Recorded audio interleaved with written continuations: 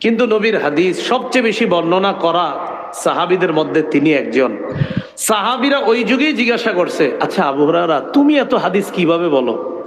তুমি তো নবীজিরে বেশি দিন পাও নাই, ইসলাম গ্রহণ করার পর নবীজি তো 3 বছরের মাথায় ইন্তেকাল করছে।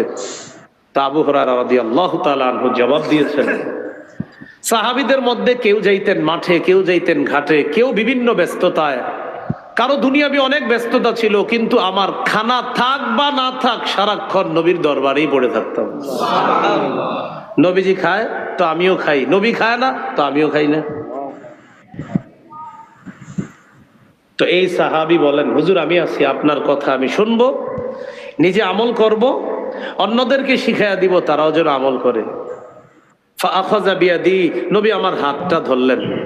প্রিয় মুসলমান ভাইরা, এই জায়গায় আপনাদেরকে একটা অনুভূতি দিতে চাই, একটু কল্পনা আনেন তো, নবী তার এক সাহাবীর হাত ধরে রাখছে, বিষয়টা কত সুন্দর। এইভাবে হাত ধরে ধরে নবী তার এক সাহাবীকে, বাবা যেমন সন্তানকে শিখায়, নবী তার ছাত্র আবু হুরায়রা রাদিয়াল্লাহু তাআলা আনহুকে হাত ধরে কত মায়া করে শিখাই দিয়েছে। ফাআদ্দা খামসা, গনে গনে 5টি জিনিস শিখাইয়া দিলেন।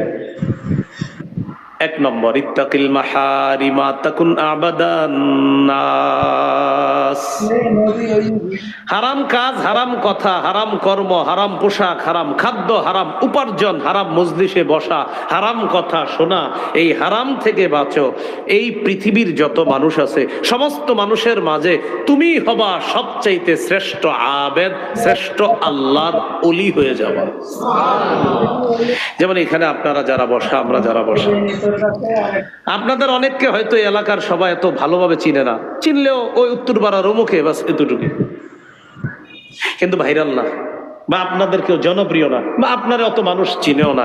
কিন্তু জানেন, আপনি হারাম খান না, হারাম শোনেন না, হারাম পড়েন না, হারাম খাদ্য গ্রহণ করেন না, হারাম কথা বলেন না, হারাম পোশাক পরেন না, মানুষ আপনাকে চেনুক বা না চিনুক, মানুষ আপনাকে আল্লাহর ওলি বলুক বা না বলুক, আল্লাহর খাতায় নবীর ভাষায় আপনি শ্রেষ্ঠ আবেদ, শ্রেষ্ঠ ওলি হয়ে যাবেন। হারাম থেকে বাঁচা। 2 নাম্বার, ওয়ারদ বিমা কাসামাল্লাহু লাকা তাকুন আগনান নাস। আল্লাহ তোমার জন্য যা ফয়সালা করে রেখেছেন, যা বন্টন করে দিয়েছেন, এতে তুমি সন্তুষ্ট থাকো।